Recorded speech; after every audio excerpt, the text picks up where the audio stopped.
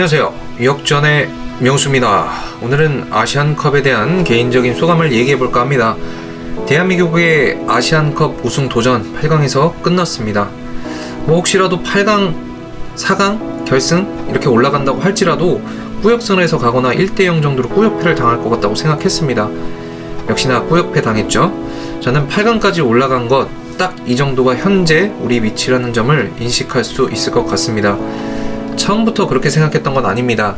벤투 감독 부임하고 우패 행진과 더불어서 이전보다는 전술적으로 좀 만들어가는 그런 모습이 보였기 때문에 그래도 조금은 기대를 했는데요. 물론 모든 경기가 다 평가전이었기 때문에 실전이었던 이번 아시안컵에서 어떤 모습을 보여줄지는 조금은 기대감을 가지고 볼 수 있었던 것 같습니다. 하지만 아시안컵 첫 경기부터 해서 두 번째, 세 번째 정말 예선전을 치르면서 저는 기대감이 거의 들지가 않았습니다. 물론 16강, 8강 여전히 무기력한 경기력 보여주면서 이렇게 탈락까지 이어졌는데 저뿐만 아니라 많은 국민들이 동일한 생각을 할 것 같습니다. 이번에는 좀 더 구체적으로 수비, 미드필더, 그리고 공격 이렇게 세 가지 영역에서 좀 소감을 남겨보겠습니다. 먼저 수비는 그래도 나름대로 잘했다고 생각합니다.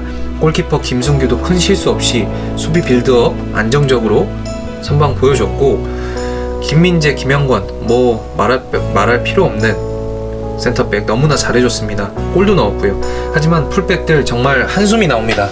약간의 전진하고 볼 잡고 다시 백패스하고 1차 동작 이후에 결국에는 이렇다 할 게 없으면 무분별한 크로스까지, 이게 다였어요. 바레인전 역전골 이용, 김진수가 합작해서 만든 결과지만 이전의 경기력을 세탁하기엔 쉴드 불가입니다. 개인적으로는 이용보다는 오른쪽 풀백을 김문환을 기용했으면 어떨까 싶습니다. 이용은 누구나 예측할 만한 플레이를 했다면 김문환은 중앙으로 좀 들어오는 역동적인 모습과 돌파 시도도 보여줄 수 있었다고 생각되기 때문입니다. 다음으로 가장 핵심 미드필더입니다. 미드필더는 정말 최악이었어요. 기성용의 부상으로 패스 줄기, 그 다음에 게임 플레이메이커를 잃었다고 하지만 정말 빌드업이라고는 전혀 찾아볼 수가 없는 무의미한 횡패스, 남발, 거기에 패스미스, 볼간수 실패 등 중앙에서 전진 패스 횟수가 얼마나 있었던 건지 정말 그 횟수가 손가락으로 꼽을 정도로 정말 적고 답답했습니다. 일일이 선수를 언급하는 것조차 무의미한 것 같아요. 워낙 다들 못했으니까 말이죠. 사실상 미드필더에서 전개돼서 공격으로 연결되는 작업이 불가하니까 풀백들에게 다시 패스를 주고 또 주거니 받거니 하다 결국엔 풀백에서 크로스를 올리는 것이 반복되니까 말이죠. 굳이 한 명을 얘기하자면 기성용 빠지면서 개인적으로는 황인범에게 좀 기대가 있었는데 전술적으로도 맞지 않고 본인이 자꾸 하는 기존의 역할과는 조금은 다른 역할까지 부여되다 보니까 좀 미스가 좀 남발된 것 같습니다. 마지막으로 공격입니다. 공격에서는 혼자 외롭게 고분분투한 황의조 정말 잘했습니다. 볼도 안 오고 옆에서 도와준 선수도 없이 황의조 너무나 고생했고요. 그리고 황희찬 카타르전을 오히려 뛰지 않은 것이 본인에게 재평가되어지는 그런 아이러니한 그런 상황까지 되었는데, 이 두 선수를 제외하고 나머지 미드필더와 마찬가지로 낙제점입니다.